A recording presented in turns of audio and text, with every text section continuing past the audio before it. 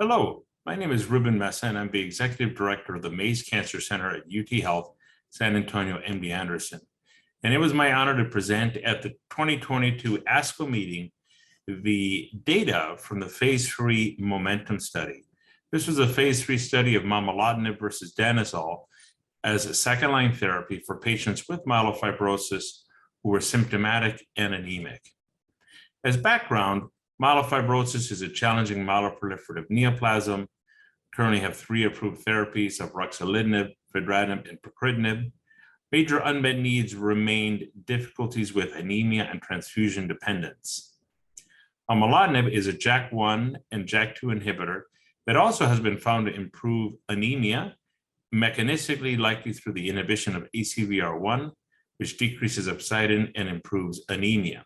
There have been 2 prior phase 3 studies, SIMPLIFY-1 and SIMPLIFY-2, which showed improvement in splenomegaly symptoms and anemia. The MOMENTUM study was designed to bring additional data to its case for registration and to specifically highlight its benefit in the second line. The study patients were eligible if they had failed ruxolitinib, if they were anemic and symptomatic, with endpoints of improving symptoms, splenomegaly, and anemia compared to danazol. Danazol, which is currently in the NCCN and ESMO guidelines as therapy for refractory anemia in patients with myelofibrosis. The trial met all of its primary endpoints. First, it was clearly superior for improvement in symptoms compared to danazol in the 195 patients that were randomized 2-to-1 between momelotinib and danazol. Secondly, it was non-inferior in terms of the endpoint, which was the goal of transfusion independence between momelotinib and danazol. There was an improvement in transfusion independence from 13 to 31% on the momelotinib arm and 15 to 20% in the danazol arm.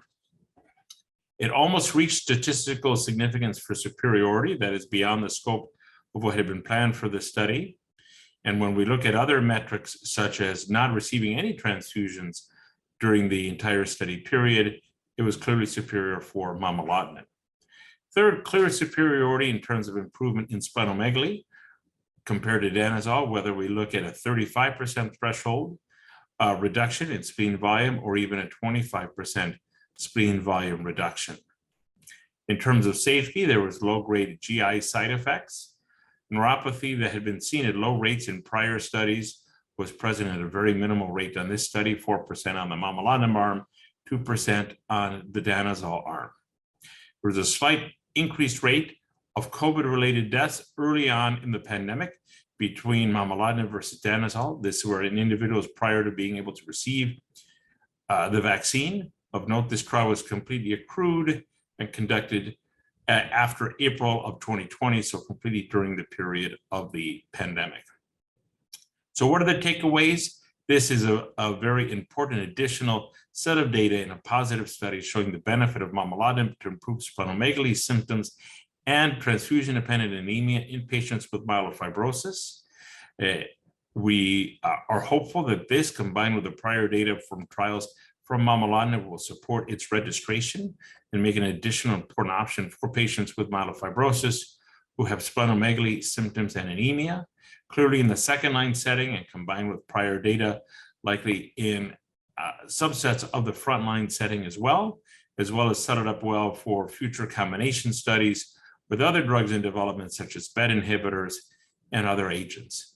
So takeaways, more therapies for myelofibrosis coming, significant advances, and would like to thank the co-investigators, including the patients, family, and caregivers who participated in this study. Thank you.